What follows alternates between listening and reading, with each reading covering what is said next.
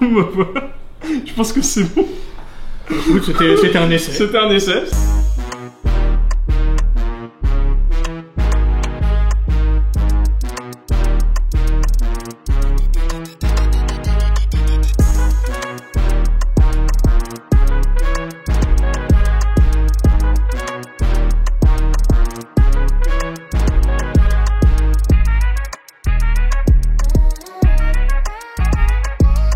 Yo les Nakama, ici Chris pour un nouvel épisode d'Otakucom. On a un invité spécial aujourd'hui, il s'agit de Hubert du Neketsu Show. Salut. Comment ça va? Ça va et toi? La forme, ravi de te recevoir. Et aujourd'hui on est chez Dikes. Vous avez vu derrière nous, il y a des sneakers. Ça te parle un peu les sneakers? Totalement. Je suis très Reebok, mais les Nike c'est aussi quelque chose. Et puis le custom de Dragon Ball, de Naruto, de One Piece, ça me parle énormément. Ouais, c'est vrai qu'elles sont belles. Hein. C'est parti pour Otakucom. Donc Hubert, bah écoute, merci d'être avec nous. T'as une émission qui s'appelle le Neketsu Show. Oui. Comment c'est né et avec qui tu fais ça? Alors déjà je le fais avec Diff, enfin avec All-Carry. Ouais. Et je le fais avec Face. D'accord. Il faut savoir que cette rencontre, ça s'est fait quand je travaillais encore à Ocal. All-Carry est venu en émission. Ok. Et puis on a bien parlé, on a sympathisé. De toute façon c'est très facile de sympathiser avec All-Carry. À la base on devait faire une émission qui était que sur les mangas. Puis à force de parler, de voir les choses, on dit ouais, bien on ouvre. C'était mieux de s'ouvrir à plein de choses parce que l'univers est encore plus grand. Et pour ceux qui connaissent pas le Neketsu Show, c'est ça. Aujourd'hui, on va parler du futur biopic sur Michael Jackson. On essaiera de voir qui est le plus fort entre Sangoku et Saitama. Ah là là, c'est dur. Ça va pas être si simple que ça. Toi, qu'est-ce qui t'a fait le plus kiffer pour faire le métier que tu fais aujourd'hui là? Moi j'ai grandi, comme tous les gens de ma génération, devant le Club Dorothée. Ouais. Donc devant Dragon Ball, devant les Chevaliers du Zodiac, devant Sailor Moon. J'aimais moi je Sailor kiffais. C'est Sailor Venus, mec. Non. Bah c'est très bien comme ça, on n'est pas en galère parce que moi c'était Jupiter. D'ailleurs je pense que c'est mon premier amour. Ah ouais. Tous les films des années 90, avec Schwarzenegger, avec Stallone, avec Van Damme, je les connais tous par cœur. Je sens que t'es un gros fan de Schwarzy. Schwarzy c'est mon acteur préféré. C'est vrai? All time, c'est Schwarzenegger. Schwarzy, le best. Je me suis dit, qu'est-ce que j'aime faire? Qu'est-ce qui me plaît? Comment réussir à gagner de l'argent avec? Ouais. Donc voilà, j'ai fait une école de radio parce que j'aime beaucoup le R&B aussi, donc je voulais en parler. J'ai fait un podcast juste après l'école et puis après je suis arrivé chez Au Calme.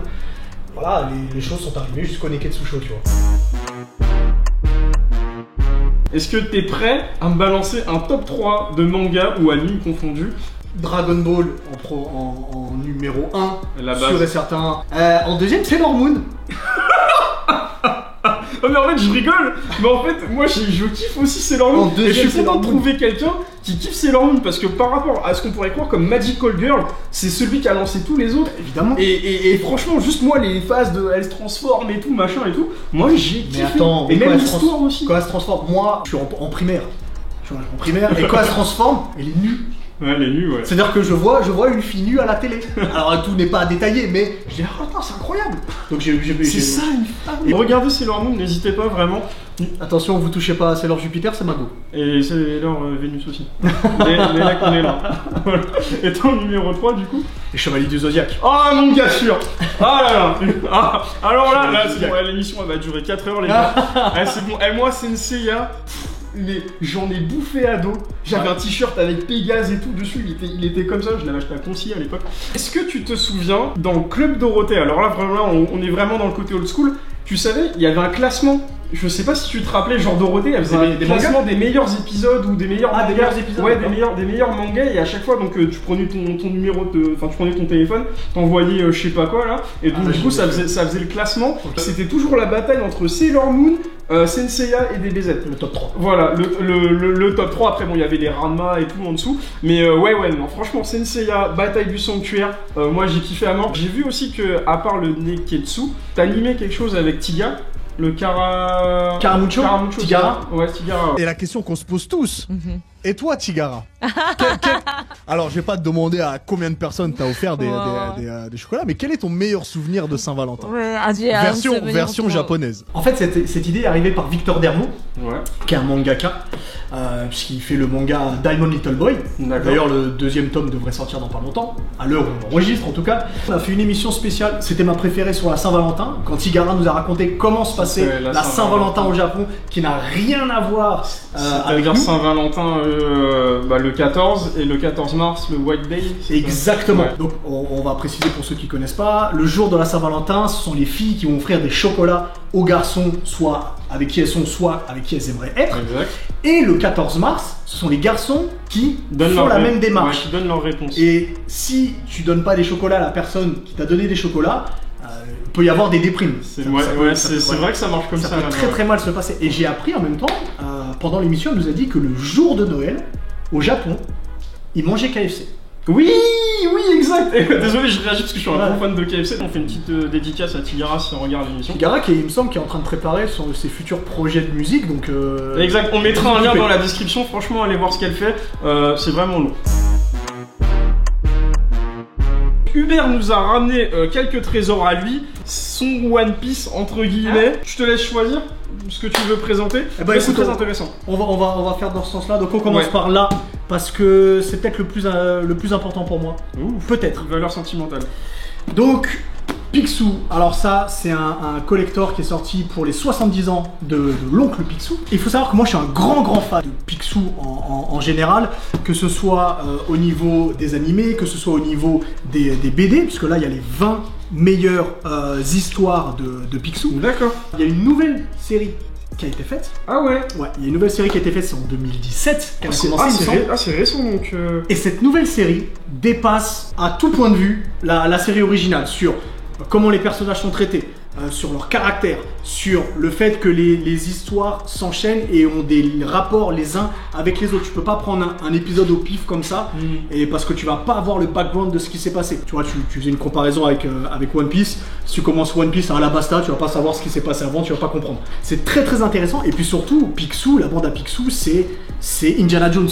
En fait, c'est Indiana Jones, il va chercher des trésors. Bon, après il les garde parce que c'est Picsou, hein, c'est normal. Mais voilà, il y a plein d'inspirations pop culture. Et puis il y a ce personnage de Flagada Jones. J'aime beaucoup Flagada Jones. Tout le monde aime Flagada Jones. J'étais trop débarre ce perso. Qui est inspiré de Jack Burton. Donc Jack Burton, c'est un personnage, c'est un film qui s'appelle Jack Burton. Je l'ai pas vu contre le mandarin. Et voilà, donc c'est Kurt Russell qui joue. Et puis il est inspiré de ça, Flagada Jones. Bah les Nakama, on vous invite à regarder. Franchement, dites-nous ce que vous en pensez. Si vous regardez justement la bande à Picsou. C'est intergénérationnel quoi, franchement c'est le meilleur Picsou. Alors qu'est-ce que tu as encore à nous présenter? On va rester chez Disney. Allez. Avec L'étrange Noël de Monsieur Jack, qui est alors c'est pas un film qui a été réalisé par Tim Burton, mais c'est sur une histoire de Tim Burton. Je vais peut-être le sortir. Allez vas-y, unboxons. Puisque dedans il y a le poème en fait que Tim Burton a écrit et qui a inspiré du coup le film et les personnages. Ce personnage de Jack Skellington qui est le roi d'Halloween, ok. Donc c'est lui qui fait le plus peur à tout le monde. Et en fait il en a marre d'Halloween. Ça l'intéresse plus. Je vais te trouver l'image qui résume tout ça. Tu vois, c'est celle-ci. Il en a marre d'Halloween. Il cherche autre chose pour égayer un petit peu sa vie. Et puis tu le vois, tu vois, il y a ce soleil pesant. Il a l'impression de supporter. Voilà, il en a marre. Et en fait, il découvre Christmas Town, donc le pays de Noël, et puis il kidnappe le Père Noël, donc il le remplace pour délivrer des cadeaux, mais délivrer des cadeaux made in Jack Skellington, donc c'est des cadeaux qui font un petit peu peur. C'est un peu l'inverse du Grinch en fait. Le Grinch déteste Noël, exact. Jack il adore Noël, c'est son truc préféré. Et puis il se passe plein de choses dans le film, moi je l'adore, c'est l'un de mes... Du coup c'est pas vraiment un Tim Burton, mais c'est l'un de mes production Burton en tout cas préférée. Après, il reste à savoir si c'est un film d'Halloween ou un film de Noël. On n'a pas encore la réponse. Vous pouvez regarder sur les deux. Ouais, voilà. Et puis entre parenthèses, mon Tim Burton préféré, c'est Beetlejuice. Que j'adore. Et d'ailleurs, quelqu'un de ton équipe adore aussi, parce qu'elle a les mêmes vêtements. Bon, ça, on dira pas qui c'est. Ça, on verra après. Et si on restait dans le cinéma? Allez, on reste dans le cinéma. Parce que je t'ai dit tout à l'heure que Arnold Schwarzenegger était mon acteur préféré. Exact. Et mon film préféré d'Arnold Schwarzenegger, c'est Last Action Hero. Il y a des moments qui sont très touchants. On rigole. Il y a énormément d'action. C'est pas aussi évident de deviner ce qui va se passer que ça. Si vous aimez le cinéma, vous aimerez Last Action Hero, c'est très important. Ensuite, c'est un jeu vidéo. Ensuite, un jeu vidéo, c'est mon jeu vidéo préféré de tous les temps. All time. Ok? De tous les temps. Il est là, c'est Resident Evil 2 Remake donc qui est sorti en 2019. Alors ça reprend évidemment l'original qui était sorti en 98, mais l'histoire change un peu, elle est plus étoffée. Les personnages sont plus développés aussi. Le commissariat où l'action principale se passe, eh ben, les pièces sont différentes, les énigmes sont différentes. Aussi, ouais. Mister X qui vous poursuit, il est flippant, mais tu sais pas à quel point. C'est-à-dire que tu l'entends marcher, t'entends des bruits de bottes et t'entends ses lanières qui marchent. C'est pesant comme jeu Resident Evil à jouer quand même. Il y a une pièce où j'entendais les pas de Ouais. Mister X, je voulais pas sortir parce que si je sortais, il allait être là. Donc c'est très angoissant, c'est pas le plus angoissant de tous, mais je trouve que c'est celui où on s'amuse le plus. Clairement, en tout cas moi c'est celui-là. Et puis les relations entre les personnages et entre les autres personnages qu'on rencontre sont très bien faites, très bien développées. J'adore. Ok, Clairement. bon bah voilà, il l'a vendu donc. Et c'est mon jeu préféré de time, et je l'ai Bon. dit. Et que Léon est inspiré du film Léon, Léon avec Jean Reno. avec Jean Reno. Et Exact. le pistolet qu'a Léon s'appelle Mathilda, Mathilda. comme la petite dans le film Léon. Pour ceux qui sont fans de Resident Evil, dites-nous hein, lequel vous préférez. En tout cas pour lui c'est le 2. Ouais. Et du coup là on a un dernier objet. Un être très puissant. Un être très puissant. Puisqu'il s'agit de Sangohan en Super Saiyan 2. Donc ça rappelle évidemment le moment contre Cell. Cell. On voit que en plus il a les vêtements déchirés, il a des blessures, il a surtout très important, il a les éclairs qui sont autour de lui. Exact. J'ai beaucoup de figurines pop, c'est ma préférée, je la trouve fabuleuse. Elle est égalité avec le Naruto Sage Mode, mais bon, j'ai pris celle-ci. Et puis ça marque aussi un tournant dans Dragon Ball. C'est ce moment où et bah Sangohan dépasse son père, dépasse l'homme le plus fort du monde, Ouais, exact. Son Goku, et bah son fils le dépasse enfin. Et puis ce Sangohan là, tu sais, quand il perd la tête et que, on en parlait tout à l'heure, Son Goku est obligé de venir pour sauver la planète. Ouais, Tu peux pas être un bon père et être un bon super-héros, il faut être l'un des deux. c'est vrai. Et c'est vrai. un super-héros. Il a pris aussi l'arrogance parce que chez les Saiyans, en vrai, quand tu te transformes, tu deviens un peu arrogant. Absolument, absolument, puisque Goku contre Freezer c'était ça. Et puis là, c'est à cause de. Mais en vrai, c'est à cause de lui. C'est que vrai. son père qu'ils est sont mort. morts. Moi, ça m'a rendu Au final. fou. Bon, en tout cas, un très bon passage. Très belle figurine aussi. Moi, je t'ai ramené des trucs à te faire découvrir. Ah, super. Le tome 1 Oh, de Sunken Rock. fabuleux, merci beaucoup. Et, C'était Sams qui m'en avait parlé de Sunken Rock et j'avais pas encore lu. Du coup, c'est en 25 tomes. C'est assez rapide. Parfait. Et vraiment, c'est stylé. Moi, je recommande fortement. J'aime bien le ce derrière, Sunken déjà. Rock. Ouais, bah.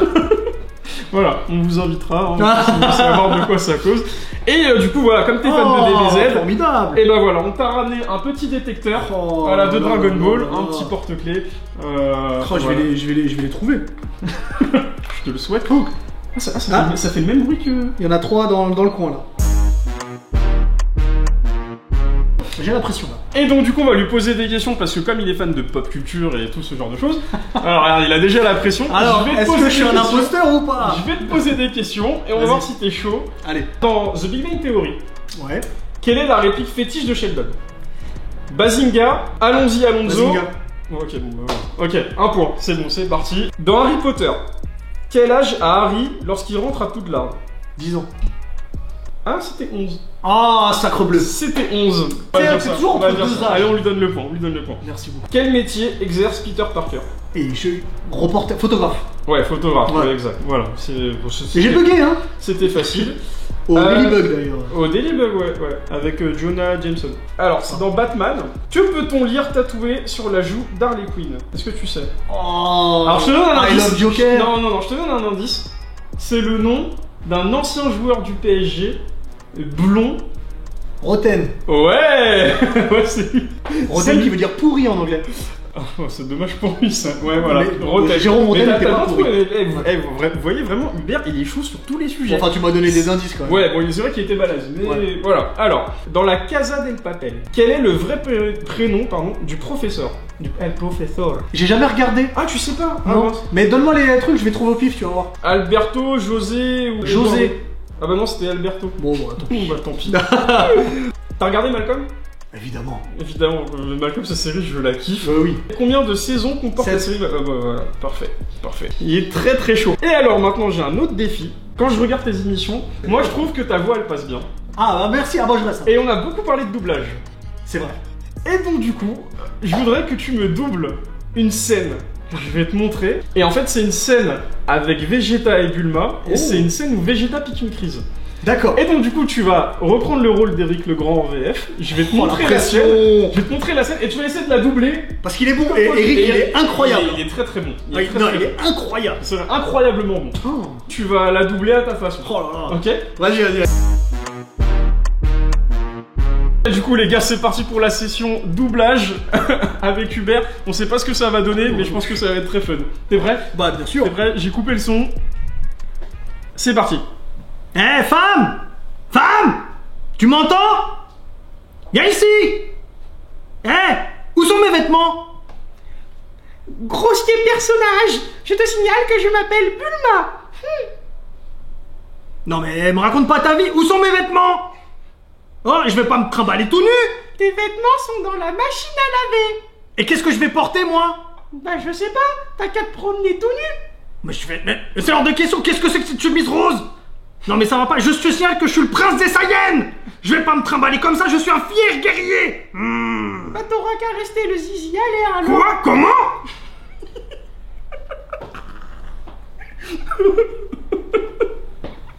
Voilà. Je pense que c'est bon. Écoute, c'était un essai. C'était un essai. Femme! Hubert, merci beaucoup. Merci à toi. D'avoir participé à l'émission, c'était vraiment un plaisir de te recevoir. C'était vraiment cool. Du coup, où est-ce qu'on peut te retrouver sur les réseaux? Sur Insta, LLCoolHub. Ouais. Sur Twitter, bah, c'est pas le même nom, c'est StyleHub. En rapport à Style Ray de Raphaël Sadik. Si vous l'avez pas écouté, allez écouter, c'est important. Et puis sur YouTube, vous allez sur Neketsu TV pour le Neketsu Show. On espère reprendre très bientôt en tout cas. Quant à nous, les Nakama, on va se quitter, mais avant ça, je voulais remercier Manga Story. Bon là, j'ai que le sac, mais voilà pour les cadeaux qu'on t'a offert, parce que du coup, on est partenaire avec eux. On va remercier aussi Dikes Sneakers. Vous voyez, donc vous pouvez toujours custom vos sneakers. Ramener une paire de Air Force One quand même, c'est quand même mieux. Et puis voilà, c'est très très bon. Franchement, c'est vraiment stylé. Et puis n'oubliez pas de vous abonner à la chaîne YouTube, d'activer la petite cloche si c'est pas fait. Et on se retrouvera aussi sur nos réseaux sociaux, la maison Otaku. Donc voilà, ça se passe sur Instagram, il y a toute l'actu. Et bientôt aussi nos prochains events où vous serez invités. Voilà, donc restez sur l'actu et on se retrouve pour un prochain épisode d'Otaku Com. A plus les Nakama. Ciao.